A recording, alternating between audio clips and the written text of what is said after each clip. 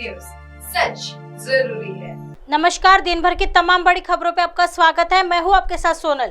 आज आपको ऐसे खबरों से रूबरू कराएंगे जो पॉलिटिक्स की सियासत के पन्नों पर एक नया इतिहास बनाते चलते हैं। 3 महीने में गिर जाएगी शिंदे सरकार, संजय राउत।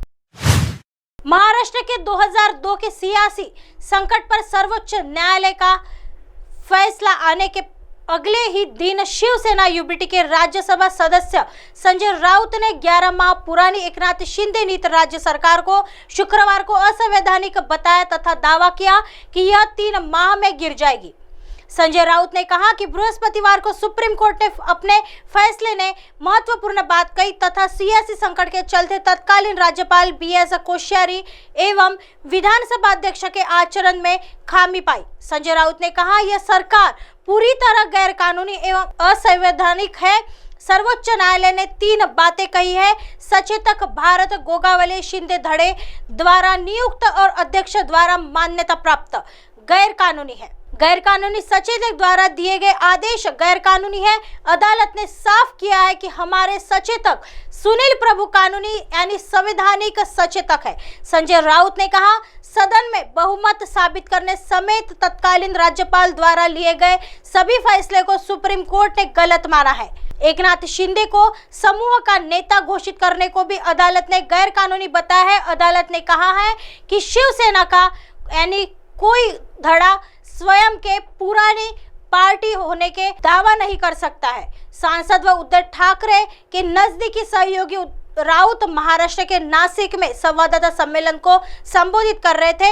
एकनाथ शिंदे का इस्तीफा मांगे जाने को लेकर सत्तारूढ़ शिवसेना ने उद्धव ठाकरे गुट पर हमला बोलते हुए कहा कि यदि उनमें जरा भी नैतिकता बाकी है तो वो इस्तीफा देकर चुनाव का सामना करे। शिंदे के नेतृत्व वाली शिवसेना ने सीएम के बेटे सहित पार्टी के कई नेताओं को संवाददाता सम्मेलन आयोजित कर शिवसेना पर पलटवार के लिए मैदान में उतारा। प्रेस वार्ता में शिवसेना ने पूछा कि चुनाव पूर्व हुए गठबंधन को तोड़ना जिसके तहत ठाकरे ने बीजेपी के साथ मिलकर वोट मांगा तथा फिर 2019 में राष्ट्रवादी कांग्रेस पार्टी राकापा एवं कांग्रेस के साथ गठबंधन कर लेना, क्या यह प्रदेश के लोगों के साथ विश्वासघात नहीं था? कल्याण से सांसद एवं सीएम शिंदे के बेटे श्रीकांत शिंदे ने आरोप लगाया कि ठाकरे लोगों को गुमराह करने का प्रयास कर रहे थे जिससे उनके गुट से अलग हुए लोग सत्तारूढ़ शिवसेना में सम्मिलित न हो जाए।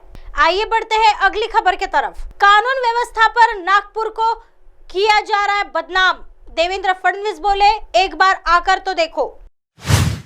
संतरा नगरी को देश के उन चुनिंदा शहरों में गिना जाता है जहां अपराध का स्तर बेहद कम है, लेकिन हाल ही के कुछ सालों में शहर में होने वाले अपराध लगातार सुर्खियों में रहे हैं। शहर में कानून व्यवस्था को विपक्ष द्वारा भी लगातार सवाल उठाता रहा है। वहीं अब इन लोगों को राज्य के गृह मंत्री देवेंद्र फडणवीस ने जवाब दिया है।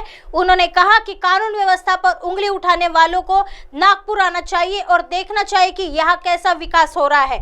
फडणवीस शुक्रवार को लकड़गंज स्थित स्मार्ट पुलिस स्टेशन और पुलिस क्वार्टर कार्यक्रम में शामिल होने पहुंचे, जहां बोलते हुए यह बात कही। फडणवीस ने कहा वर्तमान में मैं राज्य का गृह मंत्री हूँ। पिछले समय में मुख्यमंत्री के साथ गृह मंत्रालय भी मेरे पास था। वर्तमान में अगर नागपुर में कोई अपराध होता है तो उनका बड़ा हल्ला पीटा जाता है। कहते हैं देखो गृह मंत्री के जिले में क्या हो रहा है। मैं उन्हें कहना चाहता हूँ नागपुर बेहद शांत शहर है। यहाँ सामान्य व्यक्तियों को कोई दिक्कत नहीं होती है।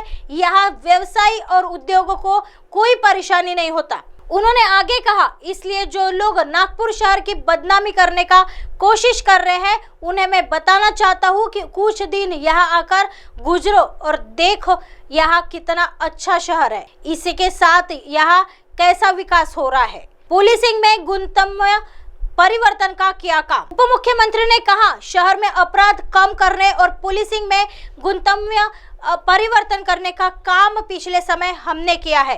पूरा शहर सीसीटीवी की निगरानी में है। शहर में बेहद अच्छा कमांड और कंट्रोल बनाया है। इन कैमरों की मदद से हमें अपराधों में कमी लाने में मदद मिली है। नागपुर पुलिस की तारीफ करते हुए फडणवीस ने कहा आज पुलिस की तत्परता के कारण ही शहर में अपराध कम हुआ है। आइए बढ़ते हैं अगली खबर की तरफ। एससी के निर्णय के बाद मंत्रिमंडल विस्तार की शुरू हुई सुगबुगाहट। कड़ू बोले, इन तारीखों को हो सकता है शपथ ग्रहण। सुप्रीम कोर्ट से शिंदे फडणवीस सरकार को बड़ी राहत मिली है। सर्वोच्च न्यायालय ने महाविकास आघाड़ी की उस मांग को खारिज कर दी है जिसमें उन्होंने उद्धव ठाकरे की सरकार को बहाल करने की मांग की थी। अदालत के इस निर्णय के बाद यह तय हो गया कि राज्य सरकार पर अभी कोई संकट नहीं है।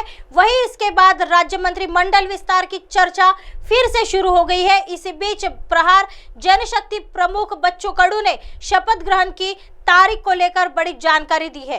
शुक्रवार यानी 12 मई को अमरावती में एक निजी समाचार चैनल से बात करते हुए मंत्रिमंडल विस्तार के सवाल पर जवाब देते हुए कडू ने कहा, मंत्रिमंडल का विस्तार 21 मई से 26 मई तक किया जाएगा।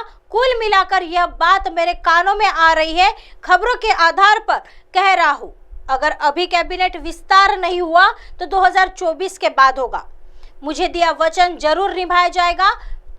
वही खुद के कैबिनेट में शामिल होने के सवाल पर प्रहार प्रमुख ने कहा, सुप्रीम कोर्ट के फैसले के बाद कैबिनेट विस्तार में कोई दिक्कत नहीं है। अब जल्द ही मंत्रिमंडल का विस्तार होना चाहिए।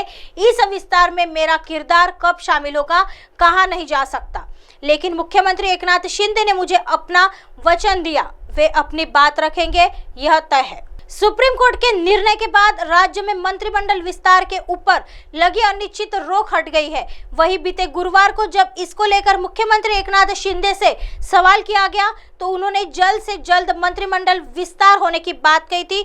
वर्तमान में राज्य मंत्रिमंडल में 18 मंत्री शामिल है। वहीं अभी 28 सीटें खाली है। चल रही चर्चाओं के अनुसार लेकिन कहा जा रहा है कि 12 सीटें शिंदे गुट को और 16 सीटें बीजेपी को मिलेगी। ऐसे ही दिन भर की तमाम बड़ी खबरों से आपको रूबरू कराएंगे। तब तक बने रहिए MNS न्यूज के साथ। नमस्कार।